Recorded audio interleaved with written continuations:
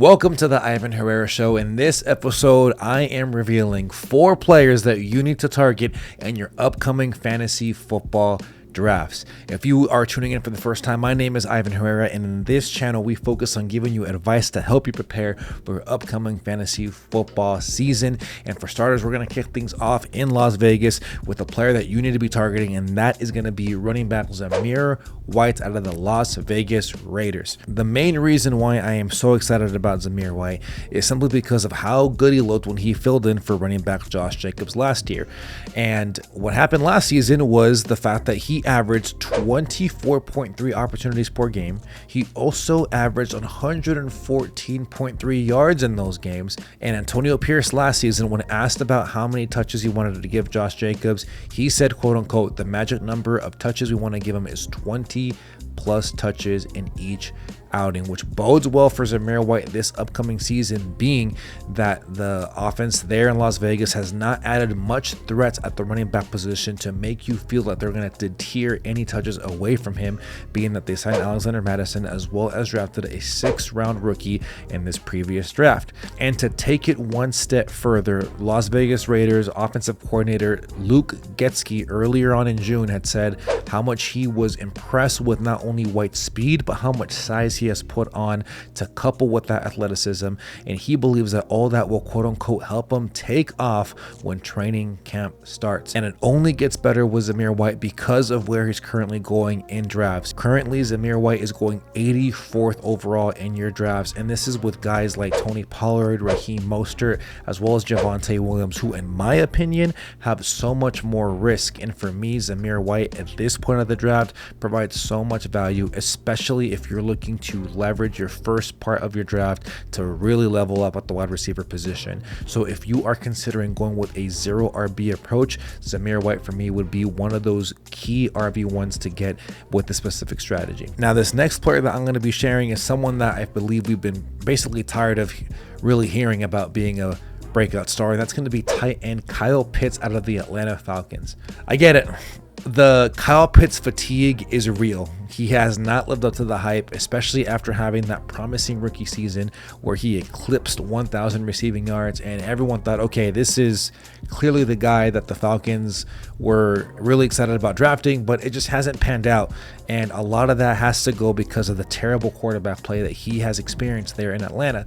I mean, he had Marcus Mariota, he had Desmond Ridder, and then he had Taylor Heineke, and quite frankly, just didn't give you much out of the production. And it's hard to really pin it all on Pitts because when you look at this stat, he had, and this is pretty astounding, he ranked 37th in catchable target rate among tight ends last season. And this is just showing you how much, unfortunately, he was not able to feast in this offense because of the terrible quarterback play. However, with the addition of Kirk Cousins and even the Falcons drafting Michael Penix Jr., this will now give you more cause to be a little bit more excited, considering that accuracy should not be a factor to get Kyle Pitts more involved in this offense. And it gets even better considering that the coaching staff also has been upgraded with Raheem Morris, as well as the Falcons hiring former assistant coach Zach Robinson, who will help lead this offense to be much more explosive, considering that we saw it get really stale last season with Arthur Smith. Kyle Pitts, despite the terrible quarterback play, is someone that has always averaged a high average depth of target, which bodes well for fantasy production and can only get better considering that he is going to have quarterback play that should be so much more accurate than the ones that he's had previously. And because of the current, what seems to be a fantasy football fatigue for Kyle Pitts, I would highly encourage you to capitalize on it because he's only going 55th overall, which means you can get a pretty solid tight end that can provide elite upside for you around the 4th to 5th round range. Now, before we go any further on the last 2 players, I want to remind you, if you are looking to get premium hats for those guys that are dads, or if you're a dad yourself, I highly encourage you to go to dadgang.co. They have premium hats there for all you dads to go ahead and show off and flex how awesome it is to be a dad. And you know what? I'm going to take care of you. When you use promo code IVAN39078, you get 15% off your order. So be sure to go visit dadgang.co and get your Dad Gang hat today. Now back to the video. The next player I want you to target is going to be someone that is in a really, really good offense. Before I mention this guy's name, that is one pro tip I want to give you. Draft players on really good teams. Nothing too crazy, but the player I want you to draft specifically is going to be wide receiver Hollywood Brown out of the Kansas City Chiefs. What makes Hollywood Brown really intriguing for me is the fact that in the last 4 seasons, despite him being on 2 different franchises, he has had 100+ targets in each of those 4 years. And what's even more crazy is how bad his targets have been. As a member of the Arizona Cardinals, Marquise Hollywood Brown saw 101 targets, and of those 101 targets, you want to know something? Only 57 of those were catchable. And now that he's going to Kansas City, he's going to a quarterback in Patrick Mahomes, who was first in true completion percentage. So I believe that with this offense that we're seeing right now in Kansas City, last year in 2023, we saw it was more of a run heavier offense. We saw that Patrick Mahomes really didn't have the opportunity to have any big plays, considering that the wide receiver room was really shallow. But with the emergence of Rashee Rice, with them adding Xavier Worthy in the draft, plus you still have Travis Kelce, I think this bodes well for Marquise Hollywood Brown, and it gets even better because despite Kansas City having more of a run heavier offense last season because of how good that defense was last year, they ran 3 wide receiver sets 68% of the time, which for me bodes really well considering that we don't know what is going to happen to Rashee Rice to begin the 2024 season. So if he was to miss some time, you could clearly see that Marquise Hollywood Brown will be slated for a huge kickoff to the season, and it all boils down to where he's currently going in drafts.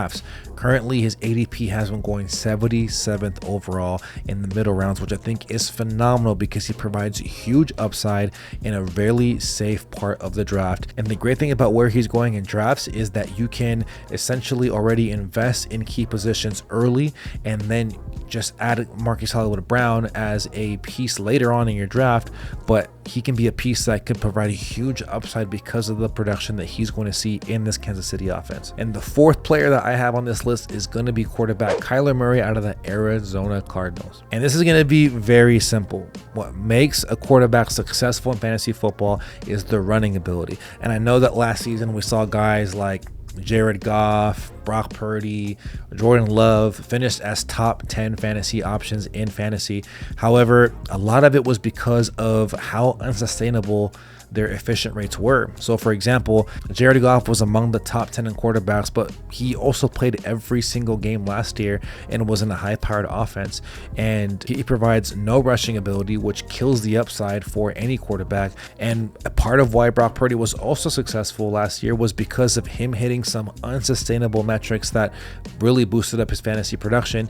But my argument is that Kyler Murray provides a safe baseline that could be huge, considering that in every single year that he's played in the NFL, he's averaged 18+ fantasy points in each of those seasons. And even last season, he only played 8 games, but in those 8 games, he had 4 games where he had 20+ fantasy points. And of those 4 games, 3 of them he ended up as a top 5 option in fantasy football. And just to put a bow on how elite Kyler Murray is at the quarterback position because of his rushing upside, in his 5-year career, he has had 4 seasons where he has been among the top 10 at the quarterback position with average red zone carries per game. And now on to the quality of pass catchers. Last season, he was a little bit thin at that position, but Arizona invested their draft capital by getting Marvin Harrison Jr., and they also signed veteran Zay Jones from the Jacksonville Jaguars to go along with the emerging tight end Trey McBride and someone who I believe will be a solid wide receiver 3 with Michael Wilson.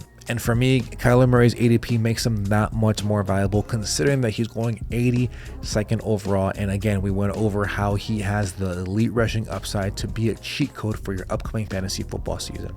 Thank you so much for making it to the very end of this video. If you found value in it, please be sure to hit that like button and subscribe. And also, if you're looking to find players that you should be avoiding this upcoming season, be sure to check out this video out, and we'll see you in the next one.